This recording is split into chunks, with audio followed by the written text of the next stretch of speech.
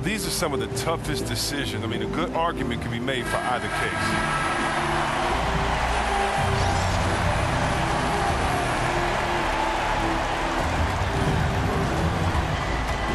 Dragic against McCollum.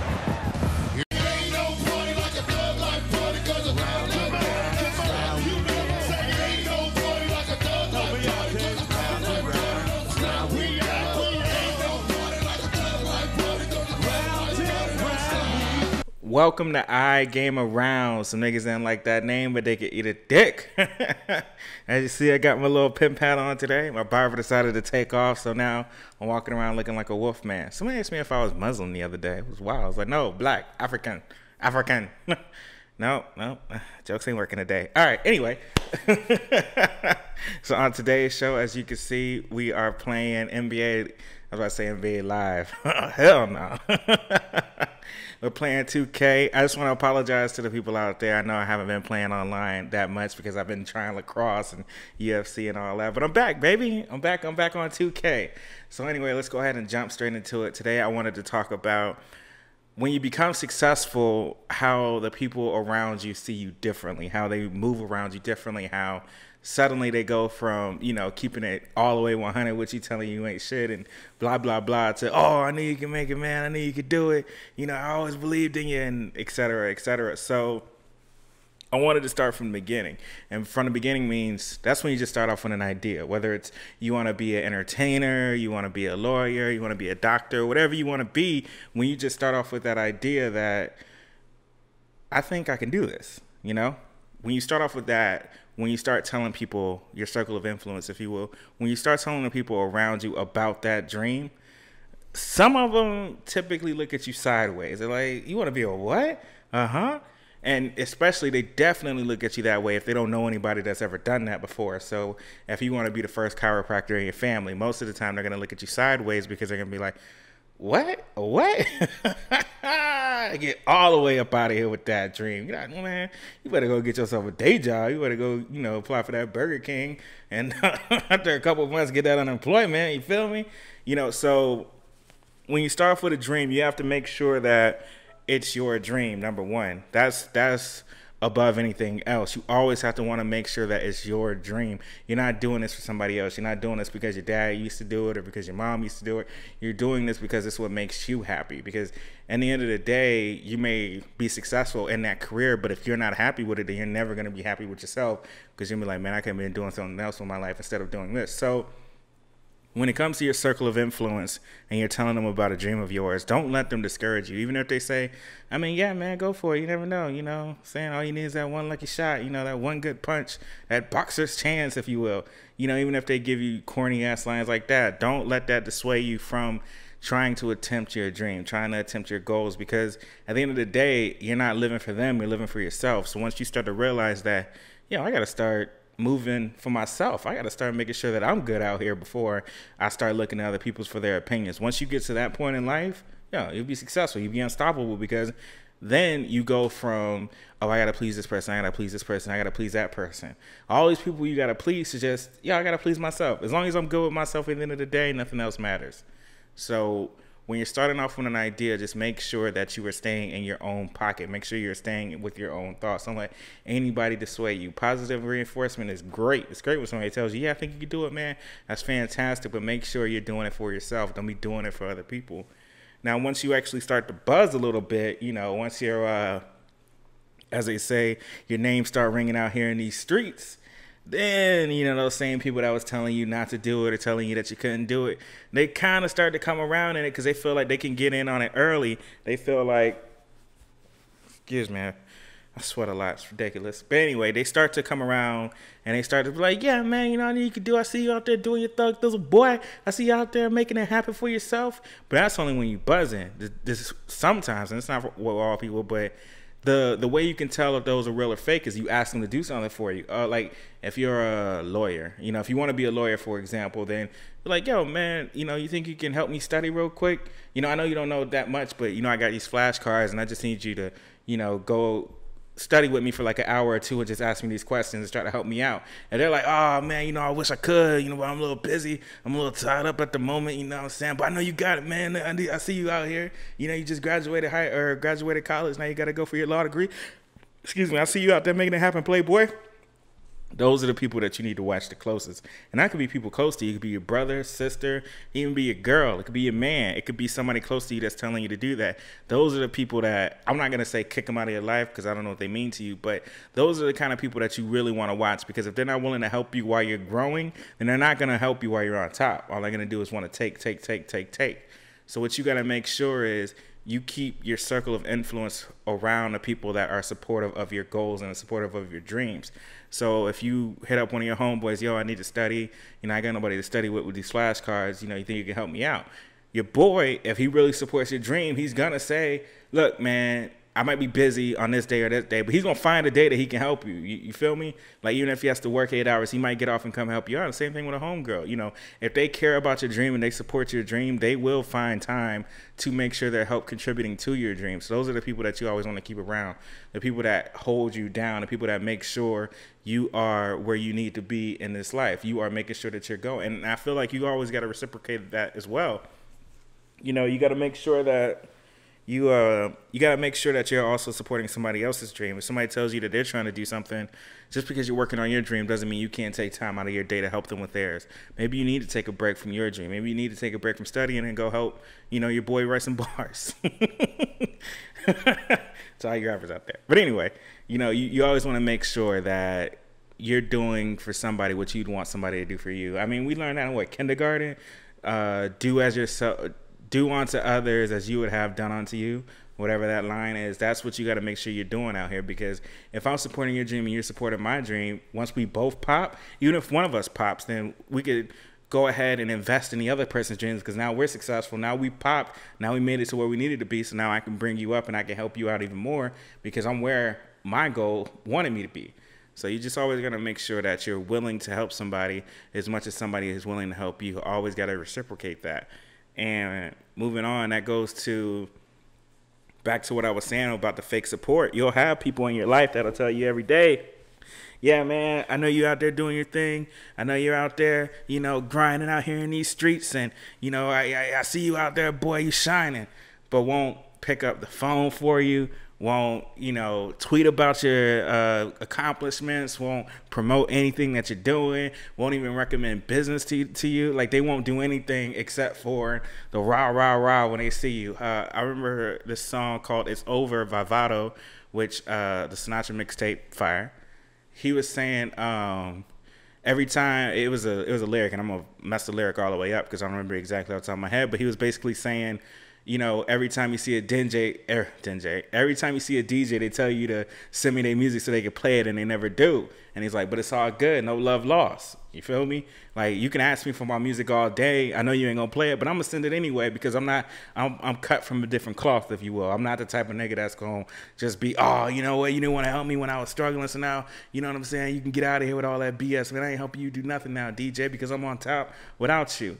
You know, it's something bigger to, I don't want to put this, it's something bigger to not letting your emotions get in the way of your success, you know, because people get emotional when they're trying to build towards something, and then you start cutting people off. You start telling people, oh, you didn't help me when I was at this level, you didn't help me at that level, so why would I mess with you now? And it's because they weren't supposed to help you at that level. You needed that no at that time to make you grow and to make you evolve into a better person. So when you do get that yes, you're prepared for it, because you might have got a yes too early, and now you're stumbling and bumbling trying to figure out life because you got successful too quick. So I feel like there's certain things and there's certain events in your life and there's certain people that's going to have to tell you no, just so you can learn from that and you can grow from that and you could build a better brand. You could build a better product. You know, it's like when you fail a test. Not that I know anything about that because I didn't go to college, but when you fail a test, you know, you look at the grade and you're like, yo, you know what happened? I didn't understand it and blah, blah, blah. And then what happens? You come back harder on the next test. You know, you make sure you don't fail that next test. You put safeguards in place and you make sure that you understand the curriculum.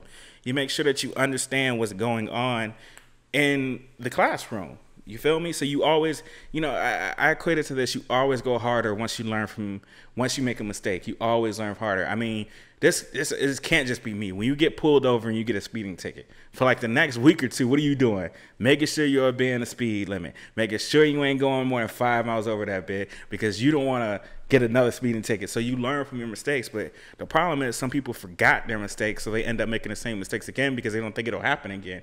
You get your speeding ticket, and then 3 months later, you right back to speeding because you completely forgot about that ticket. You paid it off or whatever, and now you right back to speeding. So I feel like when you make a mistake, learn from it and incorporate that moving forward. Don't just make it a temporary learning.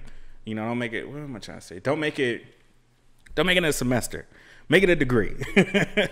You feel me? Don't make it just a semester of learning. Make it a degree. Make it I got a degree and not speeding because I got a ticket. You feel me on that one? So I feel like you just got to make sure that you're out here playing the game to win.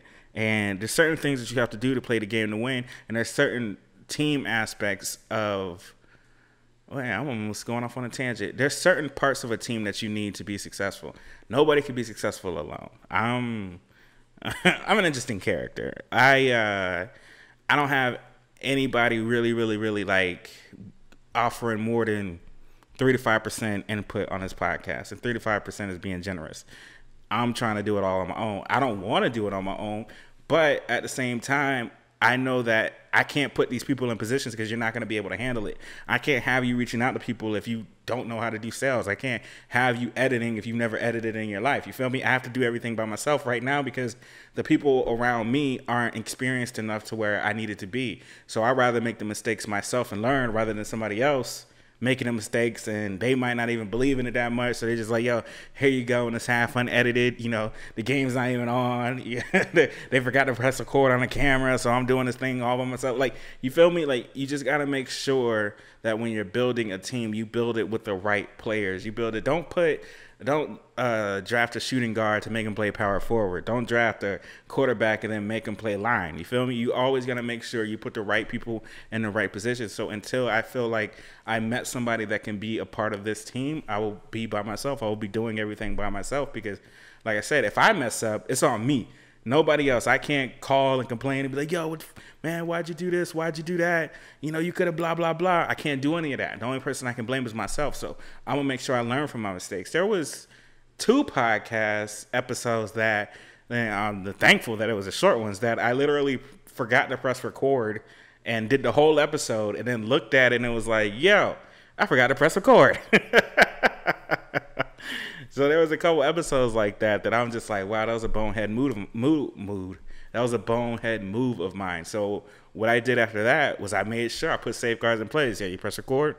It's like when you leave your house and you check your pocket for your keys before you before you walk out your door. You check for your phone, your wallet, whatever. You make sure that you got the fundamentals to function. You might forget your lunch, or you might forget, a card or whatever. You might forget something at home, but you always want to make sure you have the fundamentals. So what I did was I added pressing the record button to the fundamentals. Is my lighting set up? Do I have my little sweat towel? Is the game loaded? I make sure I have all of that stuff ready before I start the show now because I had to learn from my mistakes. I'm not trying to do 5 podcasts one day over the same information. No, I'm not at all. So you just always have to make sure that you have the proper safeguards in place, and you have to make sure that when you hire somebody for your team, they believe in those same safeguards. I had somebody that I reached out to, and they hit me back, and I'm sorry, this game was like lagging a couple times, and it was kind of key points that it was lagging on, you know what I'm saying? But it's all good. We fought through it. Take a little sip. So, basically, where was I? Oh yeah. So I reached out to somebody about being on a podcast. Of course, this is why I talk to you, and their middleman or their middle woman, who I don't know if it's a man or a woman, but didn't understand what I was saying. I made sure that I put exactly what you needed to learn, the exact information about the podcast and about everything that has to do with it. And then this person replied, asking me questions that was already answered. So what am I going to do? Am I going to, oh man, you're not listening to me. You don't understand. And you're just an idiot. And, F you and that, girl I'm trying to interview or whoever. You feel me? No, I'm like, all right, let me let me go deeper. Let me explain it. If you didn't understand what I put in the initial email, then let me further explain it. Sometimes you have to be patient. Not sometimes, all the time, really. You have to be patient with people. You have to be patient with the process. You have to be patient with the things that are going to make you successful. You have to be patient with that, because if you're not, then you're going to end up missing an opportunity. Me, I'm a hawk. I'm on everything live. Like I'll reread, a little paragraph email 5-6 times just to make sure I fully comprehend it, because I don't want to miss any kind of opportunity. I don't want to miss out on anything that has to do with my podcast. So I make sure I'm very direct with what I say. I make sure I thoroughly read what you said, and then we build from there. So you always got to make sure that you are just hyper vigilant and you're watching. And if you can't watch because you're busy, maybe you're starting to pop, maybe you're starting to build buzz, then the people around you, that circle of influence, the people that you got handling your business, they need to be just as vigilant as if it was their business. And you got to make sure that you stay on top of those people. I remember I had one vendor that I was working with that ended up messing up and gave me the wrong order. And I didn't notice it at first because I wasn't checking it. I was just like, yo, can you do this for me? I think it was like a graphic or something. And I was like, yo, can you do this for me? And they're like, yeah. And they sent it, and I never checked it. And I completely forgot about it until I actually needed it. And then I looked at it, and I was like, yo. And it was like a month that went by before I noticed it. And I'm like, yo, you messed up. Like, what's going on? And they're like, oh, my bad. We'll send you the right one. And they corrected their mistake. But because I wasn't paying attention to my business, I could have ended up messing myself up with that graphic had I just posted it and put it out there without paying attention. So I feel like you got to make sure that you don't have to keep two eyes on your business, but you need to look, every now and again, you need to look back and like, yo, what? My business straight? All right, we cool. Like, let me read a couple things. Let me, what I'm saying? Make sure we all good. We all Gucci. And that is how you will not miss out on any opportunities. You won't miss out on any opportunities because you'll make sure that the person that's handling your business knows that you're watching your business, and they need to be on their P's and Q's. And then that brings me to the point of, hold on, give me a second. God dang, I'm sweat. Man, this episode, gotta start wearing hats. Jeez. But that brings me to hiring family. Now, hiring family is a very, very, very tricky idea, because when you hire family, it comes with the respect level of the relationship you have with that family member. If you hire a cousin, then y'all are going to have that same cousin relationship from back in the day. You hire a brother, same aspect. You hire your mom. They're going to have that extra feeling on you. If you hire an outside person, they don't have that family intimate relationship with you. They just have boss-employee relationship. So not saying that you shouldn't hire a family member, but you should make sure your family member is qualified for that job. And if they're not qualified, then attempt to get them qualified so they could do a proper job, because some family members just get hired just because you don't know anybody else that does it. Like, he seems kind of smart. He seemed like he could figure it out. So now let me make him my accountant. She seems smart. She seemed like she got it on lock. Let me make her my tour manager. You feel me? Like, you just hire people based off of your perception of them, when in reality you need to make sure that that person is proper and right for that job. You need to make sure, oh, she's been going to school for business management or whatever, what have you, so I know she'll be good. Or if she hasn't been going to school, then let me at least I'm getting a little money out here, let me get her in some nice school classes, let me get her on some YouTube videos, let me make sure I'm helping her get acclimated to what I need her to do. Otherwise, your business might be messed up for a couple years before you realize, yo, this person didn't know anything that they were doing. You know what I'm saying? They just got hired off the love. And then once you hire people off of love, once you hire people off emotion, you might be looking sick in the face a year or two from now, because you're going to realize they didn't know what they were doing. So if you're going to hire family, make sure you're hiring a qualified. Remember, now, I'm not saying that they got to be, oh, I got 2 business degrees and, I graduated from Yale and, I'm on my way to Harvard and I'm doing all this stuff. Nah, just make sure they have a willingness to learn whatever you need them to do. Like, if my cousin wanted to do editing, I'm going to make sure I buy him Adobe Pro tutorials. Make sure he goes through it. I'm going to give him, some raw footage or whatever and see how he edits that. And then I'm going to let him practice a few times before I'm like, all right, now this is the real deal. Now I need you to do this for real. I'm going to make sure that I feel like he's equipped enough to handle it. You don't have to be perfectly fully trained, but once you do get hands-on, I need you to have a premise or a basis of knowledge that you do know before I trust you to do my business or before I trust you to do my editing. So when it comes to your circle of influence, a lot of people are going to be, yo, man, you on now, you doing your thug thizzle, you out here balling, man, why don't you, throw a little work my way. All right, what you want to do? I don't know. What are you good at? Man, you know what I'm saying? I can handle your money. Or, you know, I got these investment ideas. You know, we can invest in this property or do that. You got any research on that property? You know, did you look at the value? Did you do a walk by? Did you contact a realtor? I mean, what'd you do? I don't know. I was on Zillow, you know. What's up? Like, no, nigga. No, I'm not going to give you a hold of my business and give you money to invest and you ain't even do no research. My number one thing, and my other cousin told me this the other day, the number one phrase that I always use is I'm not going to help you if you are not helping yourself. I'm not going to put you on if you're not doing for yourself already. Because I feel like I'm not the catalyst for your dreams, sir.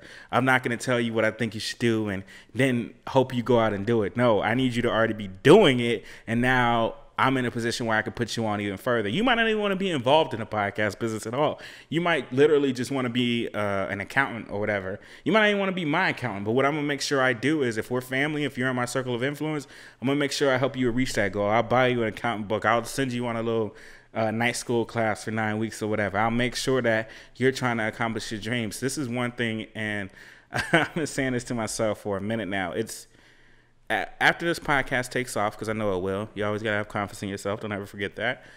After this podcast takes off, when I start to hire people, if you're not your own boss within 3 years, then you're fired. I don't want you to be all up under me for 20 years like this is a goddamn government job, you know, and you're just trying to get the bennies. No, I want you to go out and be your own boss. Now, everybody's not good at that. Not everybody's good at running their own infrastructure. You know, you got to worry about the accountants. You got to worry about the bookkeeping. You got to worry about the product. You got to worry about delivery. You have to worry about all this different aspects of the game. But in 3 years, if you didn't learn enough from me to where you could be your own boss, then I failed you. And you need to go find another opportunity, because I feel like I should be able to teach you how to put the right people in the right positions. You feel me? I should be able to teach you that you don't have to carry the brunt of the load by yourself. You can use the people around you to help you accomplish some things. But some of those people around you will fail you. They will. I didn't take it that serious, man. Oh, I didn't really know you needed it like that. Oh, yeah, you had this opportunity that they left me a voicemail about, but I forgot to tell you. Like, they will fail you. But if you ride with them, if that's your day ones, and they were there when you didn't have a penny to your name, and they loaned you $250 when they only had $5 left, then you got to take those L's with them. You know, but don't take too many L's. You feel me? They eventually, you know what I'm saying? You go from taking a loss to taking on a leech. You feel me? You take on somebody that's only really after themselves, and they don't really see your business as anything important. They just there for the glitz and the glamour. They ain't there for the heavy lifting. They're there for, you know, we stunting on a hose, and, you know, we out here balling. You know, they don't want to help you build up, you know, the 1972 donk. You know, they want to ride it when it's clean, when it's got the candy paint with the rims and the system in the back. That's when they want to ride. They don't want to help you buff it out. They don't want to help you pick out a rim. I don't want to do none of that. They just literally, yo, I just want to be riding a passenger seat with you, boy. That's it. I don't want to be all a part of that. So you got to make sure you keep those people at a distance, you know. Make sure you keep those people at arm's length. And this brings me to my next point, learning how to say no. Learning how to tell somebody, look, man, at the end of the day, bro, I ain't gonna help you do shit. Yeah, I know back in the day you gave me that $250 out of that $5, but we're in it right now, sir. We're not in back in the day. So I gotta tell you, no. You ain't got no plan. You ain't got no strategy. You ain't even wrote down. You didn't even write down the idea. It's just something you throw out. I'm not saying no to be an asshole. Don't, you know, if somebody comes with you with a solid plan and solid reasoning, or, you know, they got medical records showing that they need the surgery, and you're like, nah, fuck you, nigga. Shine said no, so I'm gonna say no. No, I'm not saying that. I'm saying if you come to me without a plan, without a goal, without anything other than your word, I will say no to you every single time. You know, this is a short thing, man. You know, this is short. You know, all you gotta do is this, that, and this. Well, you know, what else is your research? Well, nah, I ain't really have to research because, you know, this is a short thing. Where'd you hear it from? Oh, my boy's homie's girl is a stockbroker, and he got this real hot stock tip. I'm telling you, man, we invest in this. All you gotta do is put 20 grand in. I'm gonna tell you, no. 20 grand, even if it hit, even if the stock tip was right and it hit, that's a pretty big risk. I'm not willing to take that risk with you, sir. I'm not. I'm only gonna take calculated risk. I rather win 20 grand on paper than lose 20 grand cash. You feel me? I'd rather win on paper than lose real money, because when you win on paper, it's like, all right, you know, now you proved yourself. Now I can trust you a little bit more. But Losing that real money, oh, you're going to be salty. You're going to be salty about that because you're going to be like, yo, you just lost your 20 grand. And then that excuse is, oh, you know, well, man, I guess it didn't hit, you know, whatever. But I know you still got it. You still up, man. You still out here doing shows, or, you know, you still getting that paycheck every 2 weeks. So, you know, I know you straight off of it. So let's go ahead and do something else. You know, once you open that first door to do one of their dumbass ideas. Sorry, I was thinking about somebody I know. Once you open a door to invest in a dumb idea, they will keep coming after you with dumb ideas until you finally get fed up and you flipping out, and then they tell you changed and you brand new and you ain't down with the homies no more. Save all that BS for somebody that cares. If you don't bring me a solid plan, or at least, yo, I think I want to do this, but I think I want to go into stocks or penny stocks, and I'm not sure exactly how to get it. All right, man, let's go on YouTube. I ain't going to sit down with you, but, you know, let's go on YouTube and start looking up a couple stock tips and things like that.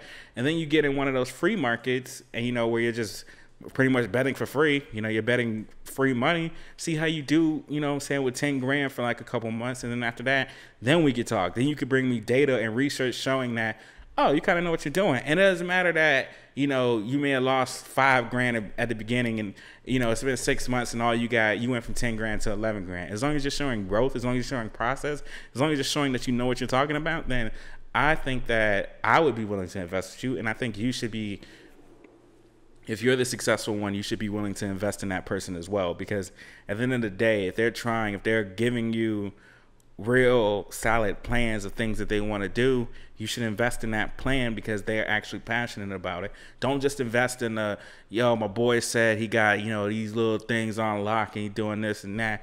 You know what I'm saying? He got TVs for the low. We could buy them for 2 and flip them for 4. You know, holla at me. You know, don't fall into that trap. Don't fall into that BS. Fall into somebody in your circle of influence that actually wants to be something with themselves, actually want to do better. Now that you're in a position to help people, now that you're successful, find those people around you that actually want. Some people might not know what they want to do. I didn't know what I wanted to do for 27 years. No clue at all. And then I finally figured it out. Now, maybe I figured it out by myself. That's fine. You know, nobody that I know in my circle of influence is as successful as I am. And that's fine. There's nothing wrong with that. You know what I'm saying? People go down different paths. But I'm not successful because I went to school. I'm not successful because I worked hard. Well, yeah, kind of, I guess. But I'm successful because in my mind I'm successful. You feel me? Success is relative. Some people like, you know, sleeping up on a girl's couch and watching TV all day when she goes to work. Some people like that. They consider that success. Hey, I find a girl I can leech off of. I'm successful. Success is relative. I say this almost every episode.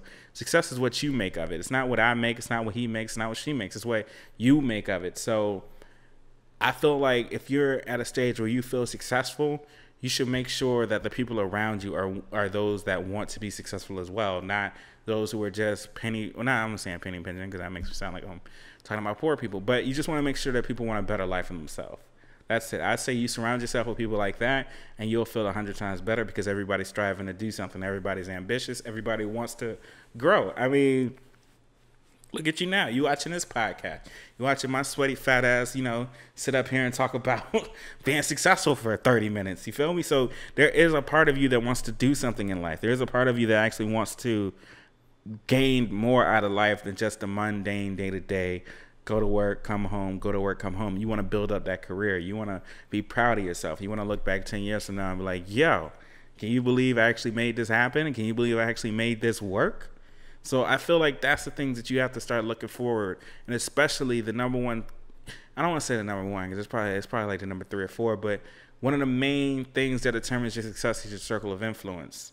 That's one of the main things that can make you become successful, that can keep you successful, and it can also bring your downfall, and it can also be the reason why you're not successful. It's your circle of influence. It's the support that you have around you. It's cool if I tell somebody that, you know, I'm in my circle of influence about the podcast and they're not down with it.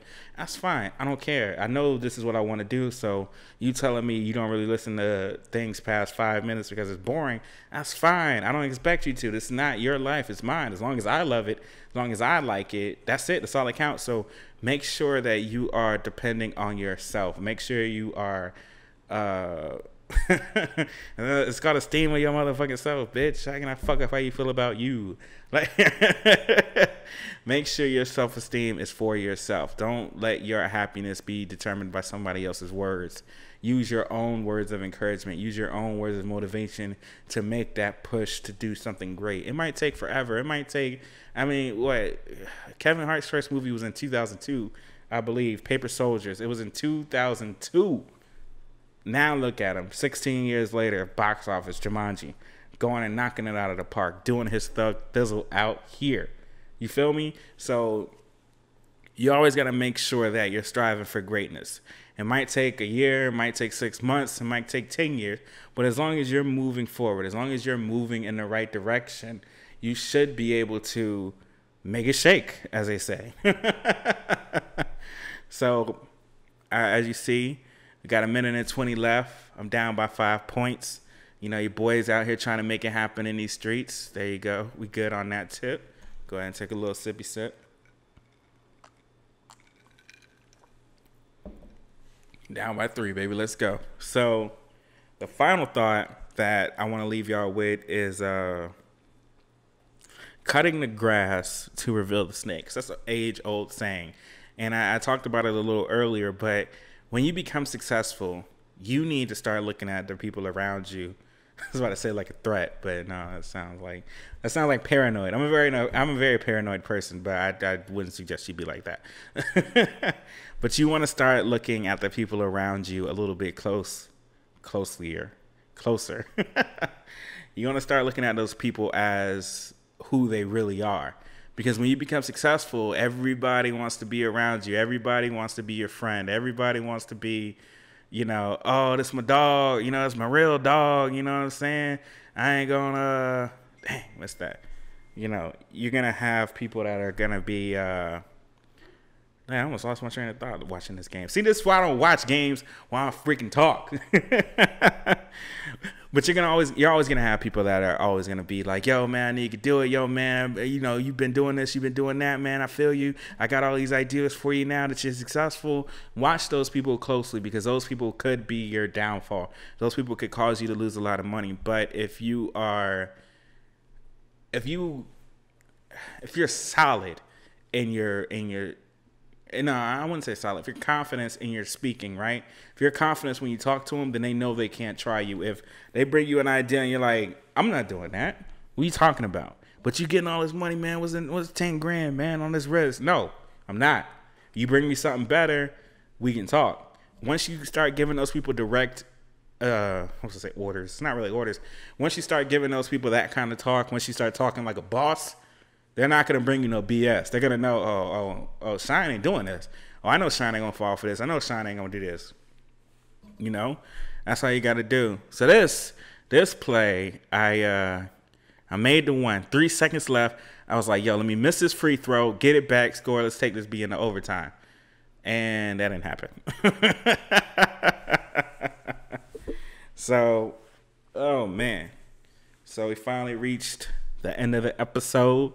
You know, I had to talk my little BS. I had to make sure that y'all knew. I was mad weird. Sorry, I just realized my phone was on Do Not Disturb and I got a phone call. That was weird. Anyway, so moral of the story is, today's lessons, kids, is make sure your circle of influence is